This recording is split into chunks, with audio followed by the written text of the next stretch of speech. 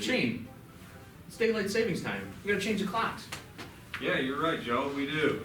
While we're at it, we also need to change the batteries in our detector. Good point. Looks like you could use some help. Oh, man. This one was made in 2008. Still good, right?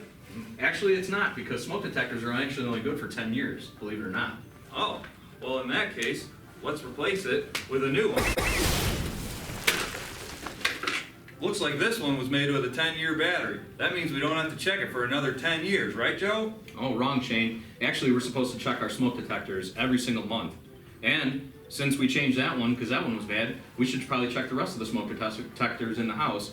There should be one working on every single floor of the house. Okay.